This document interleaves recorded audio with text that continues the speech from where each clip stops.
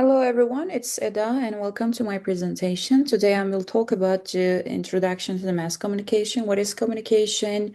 How do we communicate? And the needs, what is the structure and the styles of the needs? We will talk about this. Let's see the contents. We will talk about how do we communicate five senses of communication, oral communication, nonverbal communication, or verbal communication, written forms. And five senses, I mean, smell, think, um, see. And the role of the mass media, of course, the language of the news. As we're all familiar of this, while we communicate with someone else, there is five things here. The speaker, who is the communicator, the speaker who is saying something or giving the message to the receiver. And message is the things that we talk or try to pass down to the receiver. And the channel is the place that we talk or making the conversation. It can be a place or it can be school, it can be a canteen, it can be a cafe, everywhere, even face to face or on social media platforms. And the receiver is the listener who is taking the message and giving reaction. Effect is the feedback that we give while we are talking with someone or listening the communicator. You don't need to say even a word. Sometimes just facial expressions can be an effect of the communication. We almost all of are familiar with things, but what about the I am passing this, we talk about it. What about these ones? We see some examples: speaking with a friend, writing a letter, writing, pardon, typing to a family member, listening to the radio, making a video call, using signboards, symbols, facial expressions, and etc. Which are can be a communication? Which one or which ones can be a communication? Yes, maybe the first thing that you think, speaking with a friend, yes, it is a communication. But what about the other ones? Writing a letter can be a communication, or typing to a family member, listening a radio. And the most interesting one is using signboards or symbols, right? When you go at university or you get in a public transportation, you see a lot of warnings, a lot of symbols around of you, or you use your facial expressions. Do you think these are communication? Yes. All of them written here is a kind of communication. You see a symbol or you see a prize in a university, you can understand, or a logo, you can understand what the message, you can understand what they're trying to pass down to you, right? You then your ideas, your feelings, your thoughts, opinions change accordingly, right? And sometimes facial expressions is same as well, like that. We will talk about this. So what is communication? Communication conveys a message that is understood. Understandability is really important in this part because if it is not understandable, yes, we say we don't give a reaction. We don't have to give a reaction, but the message should be clear and understandable. Communication is a process of social interaction with proper message. These two senses are similar. Communication is sharing of experience. What is experience? Experiences is not just big stuffs, right? Sometimes we are talking about daily routines. For example, I am saying I'm bored, I'm tired today. This is also an experience. Or I'm saying, do you know what is the weather like tomorrow? This is also an experience, right? Because we feel it, we experience it, and then give reactions or saying something. And all the time, we don't have to even say sentences. I gave example people giving saying sentences, but sometimes we react like, um, for example, you are going in a public toilet and the place is stinking, and you don't say anything, but just you just close your nose by using your fingers, and it is understandable that you show that this place smells bad. And the other people around of you understand by just checking your face, right? So these things are also experience and a communication. Let's see something else. We see two different people talking to each other. The first person say human beings are social animals. Yes, the most important part, different part, the most important different part of humans from animals is that we are able to talk. We have an ability to speak. They indulge in exchanging ideas or sharing information with one another. This occurs either by talking or speaking, which is a two-way processor that sometimes explain without words. Let's see other girls what says. However, if we go back to the history of mankind, it is found that early men didn't know how to speak. So how did they communicate?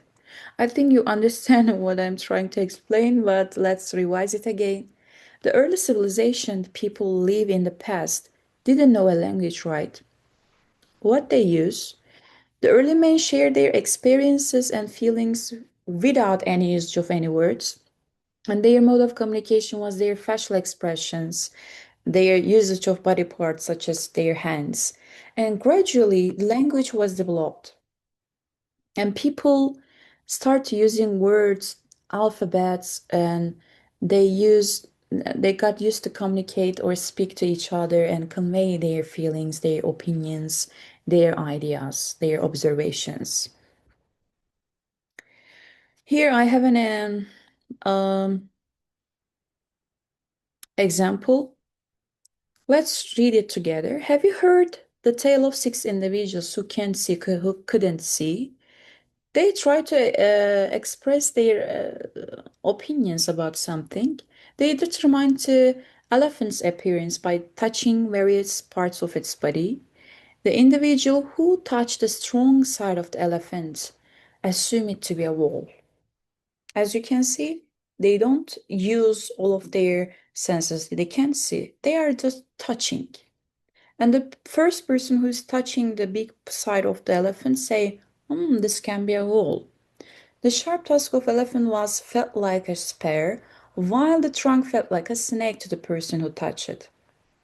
As a result, every other person decided what an elephant looked like by touching other parts of tail. Touching the tails says it's like a rope. Touching the ears says it feels like fence. And touching the legs says, these are like trees. As you can see, they experience something just by touching and they reflect it. So, even if we have different religions, different languages, everyone shares information and they interact with one another. Even if we have different ages, different status, different religions, different languages, it is not important. We have naturally have an interaction with one another. Therefore, for any society, such interactions are essential. So, communication can be nonverbal, as we all talk about this. It can be happen with five senses, seeing, smelling, touching, and verbal oral communication, and written ones. Maybe we can think that we generally, while we communicate, we use oral communication, but according to the research, uh, almost 80% of our daily conversations or daily experiences and communications are nonverbal. It is stunning, right? In a day, almost 80% of our communication happens non-verbally. So, what about oral communication? Yes, it comes naturally out of nowhere. As a result, it is simple for others to comprehend. And word choice generally serves the listeners well. Word choice. Word choice is really important in oral communication because, and also the intonation. I want to give an example in my own language. For example, I'm saying canım. If I say this word like that, canım, you can understand that I'm warning this person, right? If I say canım, you can see that how lovely I am. But if I say canım, you can say, you can understand that I'm getting angry, right? I'm not good at showing something, but I think you can get what I mean. And it is so it is the intonation and the word choice is really important. It is upheld by nonverbal correspondence. The person who communicates or the communicator is always physically accessible. It has the potential to cultivate close relationships between the speaker and the listener. And also, we have written forms, letters, circulars, orders, reports, forms, manuals, newstellers, newspapers, generally the news, and magazines, handbills, posters, books. We have a lot of examples about this, but I will focus on just the news generally. What are the news? What makes a news important for you? What is the news? What is the difference between a new and an information? What are the structure? How they make a new? How is their style? Let's see. Firstly, seeing the purpose and the role. News is a report of current events. Current events. I'm highlighting this part. We will talk about this. It is information about something that has just happened or will happen soon. News is a report about recent happenings that is carried in a newspaper, television, radio, or internet. News is something that is known, not known earlier. From all these, we can safely define news as a development that happened in the past 24 hours.